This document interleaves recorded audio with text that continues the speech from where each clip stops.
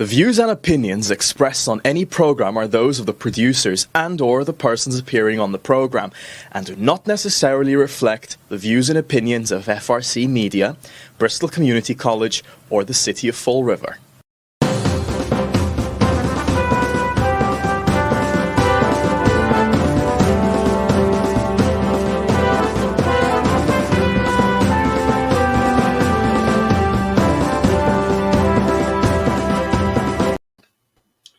Well, hello. Welcome to Spindle City Straight Talk. I'm Chip. And I'm CJ.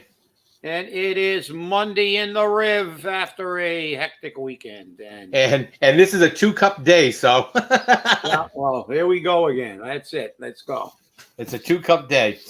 So, yes, this weekend was rather busy, both Friday and Saturday. As you know, we didn't have a show on Friday. I went and paid my respects to low-price Lenny Kaplan. The funeral was held out of Cranston, Rhode Island.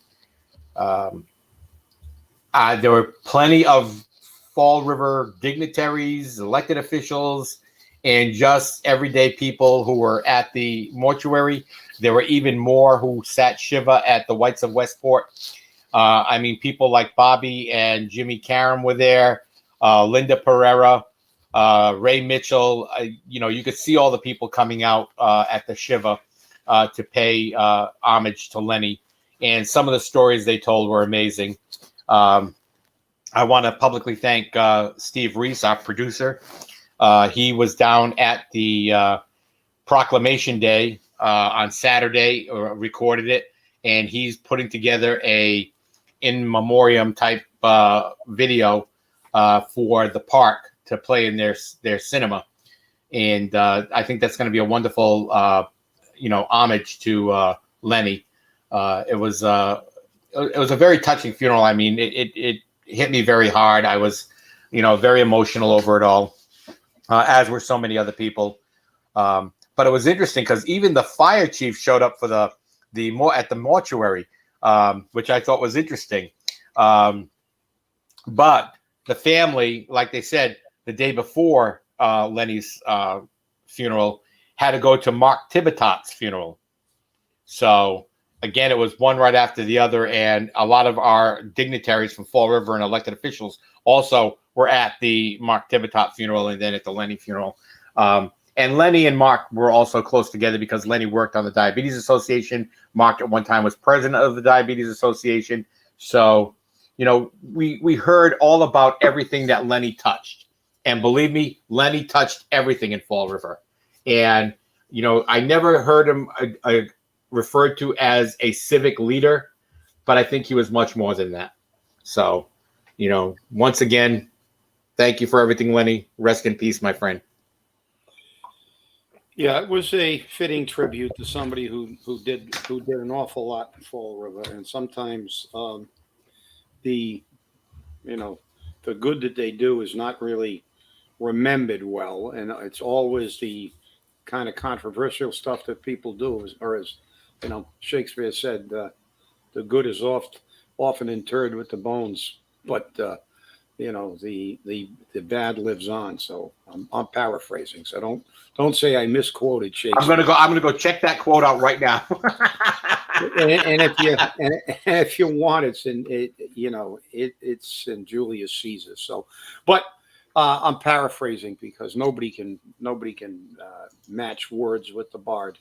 So, Fall River again. We had issues again. The campaign has begun to shift into high gear, and we know that there was an issue down. We were told there was an issue down at a mooring down at the harbor. The new Harbormaster strikes again. That there are questions and again about oversight and accountability and things like that. And I think you've got some background information. Yeah, I checked on that yesterday because that's when it came to my attention, and I started looking into it. And I asked some of our other sources to check and verify. There was a rumor that was posted by the former Harbormaster, Bob Smith, saying that mooring A was being used by a friend of the current Harbormaster, and is this, and he didn't say it wasn't, he says, is this person paying for the mooring? It started a whole rigmarole over what was going on with that. And the worst part about it was that caused the police chief to get involved and to have some answers.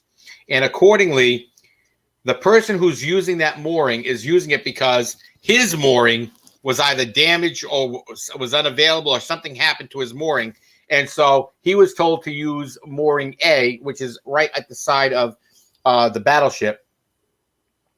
And there was no question that he had to pay for it. No, there was no quid pro quo. There was no, we're giving it to you for free. It's rented out daily. The moorings are rented out daily for $35.60. I didn't realize, and maybe I'm wrong here, but I didn't realize that we had private moorings in the Taunton River. I thought all the moorings were owned by the city. And, you know, that generates some significant revenue. My question is, where does that revenue go? Well, I mean, at $35.60 a day, a week is like $255. That's not cheap money. You know, 36. How much? 36. $36.50. Okay. A week. A week, correct? Yep. No, $36.50 a day. Oh, a day. Yep. Times 7. Okay, that's $255.50 per week. Yep. And for 3 months, that would be 12 weeks times 12. So figure the summer months. That's $3,000 per mooring. So I wonder where that money has gone and done. And you know, I know you're saying this, but you know, call me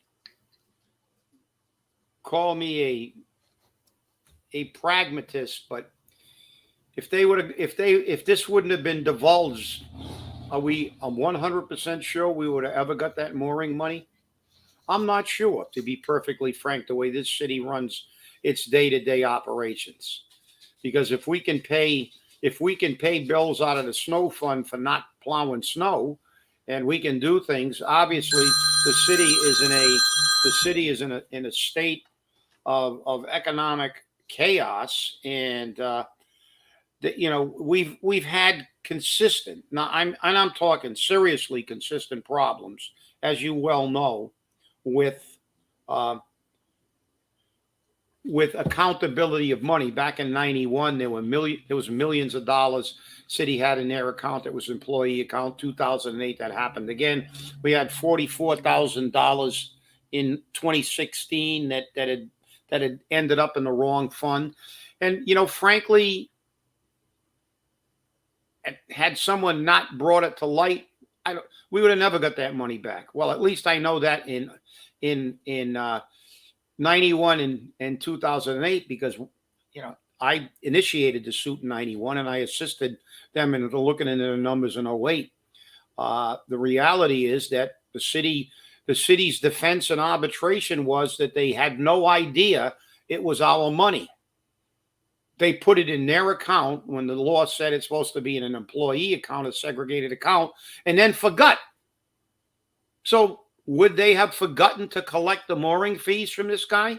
Since it's alleged, and I will say alleged for the record, that this was a friend of the new Harbormaster?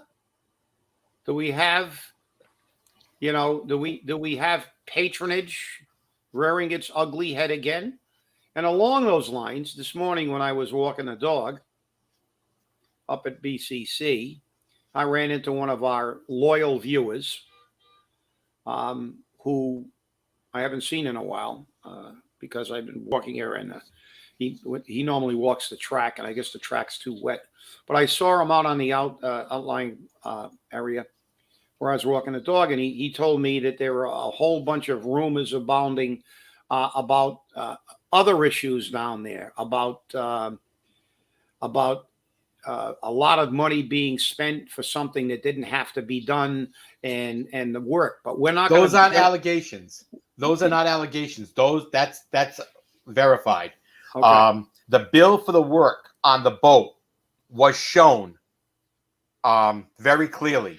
And according to the old harbor master, he had already taken care of that work on the boat by Honda, which is the company that I guess makes the motor for the boat.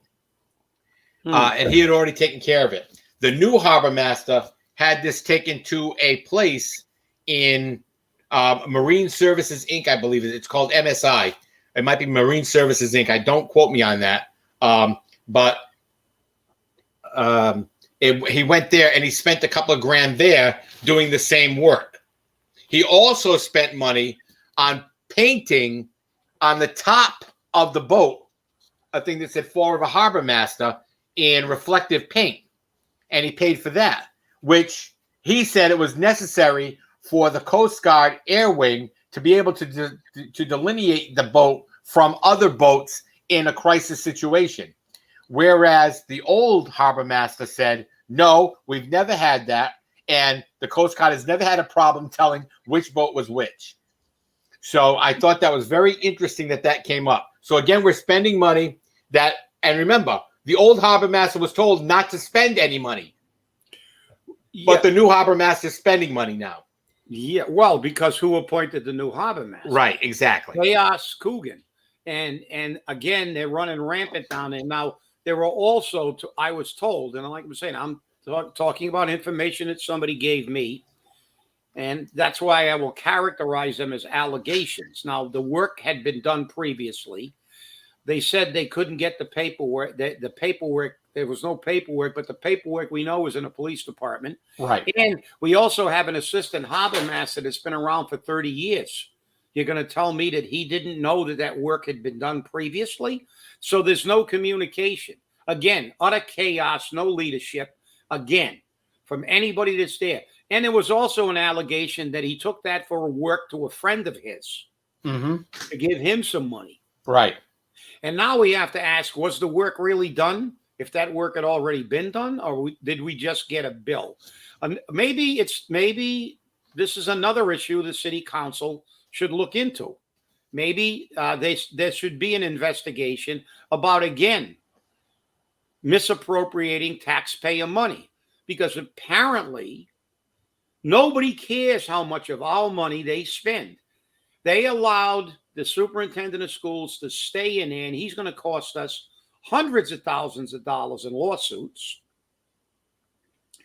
We allowed someone to be paid with taxpayer money out of the snow fund for work that should have been paid for by the individual commissioning the work as a political payback. And there's no oversight on anything.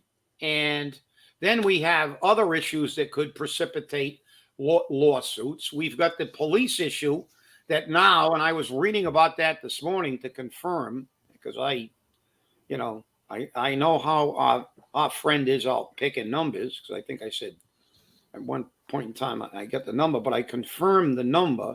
I looked up an article about the issue with this and it talked about the drugs. And the disturbing part about this is it said dozens of cases may be thrown out. And this is the one that really, this is from the report supposedly from Jack Souza, who was commissioned to do an independent. In one of the safes, the drugs included enough fentanyl to, quote, kill nearly 2,000 individuals, unquote, the report indicated. And this is another quote from former police chief Jack Souza. I find that the presence of the significant quantity of drugs, particularly with no case nexus, to be very troubling, unquote. So there were other drugs besides fentanyl. There was heroin. There was they list the drugs in the article. If you want to go Google Channel 12 WPRI news, and there's 2 or 3 articles about this case. But this is like a rudderless ship we have something of this magnitude. We have all this money being misappropriated, yet the mayor feels no obligation to even take a position or comment on it other than a brush it aside with, well, I don't like to see anybody going outside the line over there. Over where? Over DCM? Over the police department? Over the fire department? Over anywhere. You know, I mean, he can talk about leadership all he wants, but leadership is ensuring that department heads are running their departments in the best interest of the taxpayer, because that's what this city's about. It's not about getting all your friends jobs. It's not about overriding city ordinances to give your friends pay raises and violating the law yourself. It's about having the city and getting and holding people who are making six figures accountable to do the job. We have two serious issues right out of the gate. The lawsuits pending we have the DCM department head misappropriating funds. Well, whether he uses the Nuremberg defense or not, to me, is irrelevant. You can't say, well, I was told to do it by the mayor. Well, the mayor tells you to go shoot somebody. Are you going to go shoot somebody? Well, maybe the answer to that might be yes, if it's one of us. But but the reality is that this, you know, you're talking about, you want to plaster full-time leadership on your campaign signs. That's not leadership. Appointing somebody to the Harbormaster because you don't like the old Harbormaster, and then have the thing, you know, descend into total chaos over the last month. We know what happened with the fireworks. Now we see what's happening down there now. And now all of a sudden nobody's got their act together. Why? Because you let the police get the records. Shouldn't have it. Police have got enough work. Well, according to the old Harbormaster, the person who keeps the records at the police station is very good at keeping those records and is very meticulous at keeping of the records. So if that's the case, we should be able to get those records very easily because the keeper of those records is meticulous on doing it. And that's according to the old Harbormaster. So again, I have no position or reason to question the validity or the veracity of the old Harbormaster. Well, you know, I think what you brought up, CJ, is an extremely important point. The keeper of the records is very good at keeping records, which isn't difficult. You put them in and you file them and you know where they are and you can access them. But when you got a new Harbormaster, you think he'd go in and check the records to see what had been done, what hadn't been done, where we are, and see where he is. When you take over something, you have to look at what has been done, what needs to be done, and you have to basically take over leadership of the harbor. But he was more interested in painting Harbormaster on his side so he could drive around and everybody would know he's the Harbormaster, rather than find out if work had been done. Now, you think before he did that work, the guy that had been there for 30 years, that's supposed to be his assistant, would tell him, oh, by the way, new guy, we did this a few months ago. No. So obviously there's no communication at all. So this is the problem. The mayor is supposed to communicate to the department heads, do your job, do it right, or there are going to be consequences, and there will be accountability.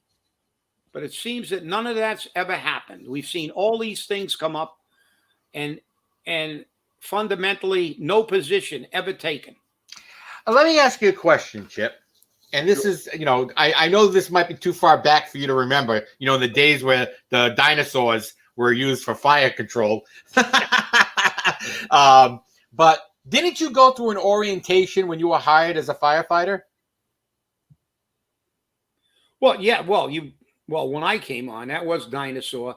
In the old days, when we were hired, it was basically there were no fire academies. That came, after, not too long after I got on. But after I got on, now they go to fire academies. The state drafted a guideline of what you had to be certified in. There were statutes, like we had to be trained in first aid. We had to be trained in CPR, but the training was fundamentally done in-house. It was like on-the-job training. You were like an apprentice. You always worked with somebody, and then you had the drills, and you went, and every time the drill master came into the station, you were the guy that had to do everything. You had to tie all the knots. You had to do all the hose lays. You had to hook up to the hydrants. You had to participate in putting up the ladders, and you learned kind of on the job. You know, like in the old days with nursing, when they used to go to the nursing schools, but they weren't in college. They were part of the hospital. Right. So that was the kind of, back when we were riding dinosaurs to work when I got on a job. But now they have a academy that lasts for a couple of months. And in that academy, they get orientations. They go over the standard operating procedures. They go over the rules and regulations. It's a comprehensive thing, just like the police academies. They have a fire academy and a police academy.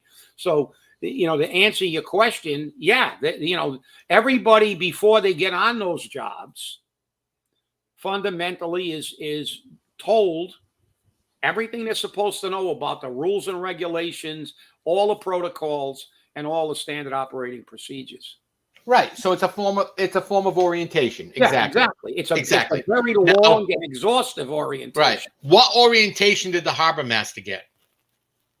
What orientation did Tim McCoy get? These are all interim posts from the mayor.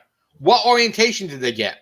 What orientation did they get to city ordinances? What orientation did they get to city regulations? You know, like the sexual harassment one. Every employee is supposed to go through that. Did they go through it? Did they sign off on that? I mean, these are the questions that I have. Because if these people went through orientation, I don't think we would have as many problems. I know when I've been hired to work in various healthcare facilities and nursing homes and whatnot, I always had to go through an orientation. Some orientations was a week long, some was a couple of days long, but you went through an orientation. You went through the rules and regulations of the facility. You went through the rules and regulations of your license. You went through the rules and regulations of patient care. You covered everything. What you did in an emergency, what you did in case of a hazmat emergency, what you did in case of a fire, what you did in case of an injury, an assault, any of those things. You went through and got orientation for all of these things. So you knew how to handle it. You didn't know how to handle everything, but you had a basic knowledge. Have these people gotten a basic orientation? Or were they just put on the job and left to flounder? That's my question. I think it's a good question, and I think it's a serious question.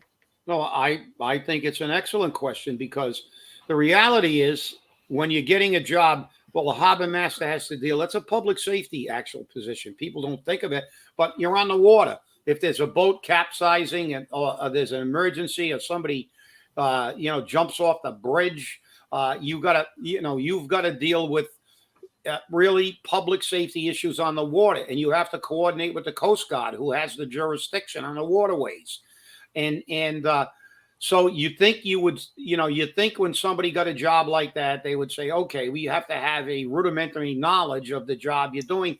And this is what's been and also in a position of where you're supervisory, you're the head. You think you would review all the work that's been done recently. And if you're saying, well, does this boat need maintenance? Well, let's go look at the maintenance logs. As you said, all that stuff should be part of a transition. But that only happens when there's accountability. And one thing we've learned, there's not a hell of a lot of accountability in the city of Fall River right now. True. And, you and I have knowledge of many other things that we have actual proof about, but we can't get into it at this point in time because we've been asked not to. But we will get into it. Eventually, we will get into it. And we have the absolute proof. So when that happens, there's going to be hell to pay. Because, I mean, as you know, there's a department in the city which has some unrest. There's, questions of if a department head is going to resign or retire or whatever the case may be. There's questions of people, not feeling comfortable, that they don't feel there's any leadership in their department or in the city. This is getting to be very interesting because these are going to be questions that are going to get answered one way or the other during this election cycle or before this election cycle even takes place, before the primary. So we have to be aware that things are going on and we're on top of it, and we're going to stay on top of it, and we're going to make it happen. So start cleaning up your house now, people, because guess what? And I'm not just talking about the mayor. Don't think I'm just talking about the mayor. I'm talking about the entire city, every department of the city. Start cleaning up your house, because guess what? The stories are going to be coming out shortly. No, you're right. And you know something? We talk about the dinosaur era, but things were done a little bit, we didn't have the computers, but I remember back in the day, and I know you do. I remember back in the day when department heads were held accountable. I remember Frank Manning from DPW getting called in front of the city council and having some really, fireworks-filled meetings. But they went over, expenditures and stuff and held him accountable. And they were really adamant about, because, those were the good old days when mayors said, if I raise the tax rate 2 years in a row, I'm out of office. Right. Now we have the era of, hey, shut up and suck it up. You're gonna get tax increases and fee increases every year, and we're just gonna keep spending money. We don't care. We'll override ordinances. We'll do whatever we want. When we're going to spend as much as we want, we're going to hire as many people as we want, and basically screw you, taxpayer. And that's the way it is. But you know something? There was a time when we didn't have all this layer of bureaucracy, like city administrators and CFOs and deans of students, and the department heads were held accountable to run their departments. It's like the military. You think the general goes down and walks around a barracks to see if everybody's doing what they're supposed to be doing? No. He talks to the colonel, who talks to the major, who talks to the captain, who talks to the lieutenant, who talks to the sergeants. And there's a chain of command, and there are rules and regulations that are adhered to without deviation. And this city ran with more people, a much larger fire department, a much larger police department, a far, far greater number of people in DCM, and it ran smoothly because department heads were called in on a regular basis, and they had their feet to the fire. I remember Bob Nagel, the superintendent of schools, going in and getting roasted in front of and it got contentious sometime. But guess what? Department heads were held accountable. Their budgets were scrutinized. It wasn't just spend anything you want, take it from anywhere you want. Nobody cares. It's not our money. Well, and you're right. And this is what's happening. I mean, we're getting into a position where nobody in the city wants to take responsibility. Everyone's going to run amok, and as long as we can spend the money, we're fine. And we heard that with the opera money. The city council has no control over it. I'm going to spend it the way I want. We heard from Chris Peckham that Ken Fiola said we need to spend this money right away, and the federal government's never going to audit us. That's bull. Because guess what? Now you're on the radar because people in the city are filing complaints about that. Speaking of opera money, there is another opera hearing or citizens input on Wednesday at Government Center in the Atrium. So if you're interested in going, it's available. They're saying they'll take your input in writing, but I don't know how effective that's going to be. But again, it is what it is. It's Fall River. But you should say something about how you want that money spent, because guess what? If you don't, they'll spend it the way they want. And we don't want that at all.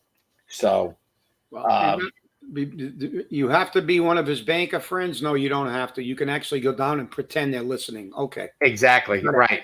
And that's the truth. Pretend they're listening. Well, looks like we're coming to the end of our show. I thought we were going to have a slow day. Not in this city. Not in this city, that's for sure. Well, I want to thank you all for watching. If you can, go out and buy a kazoo. Remember Lenny Kaplan. Yeah. Leave it by your door. I mean, that will be a wonderful thing. Thanks for watching. Remember, stay safe, stay angry, and hold your politicians accountable. Thanks for watching. Have an amazing day.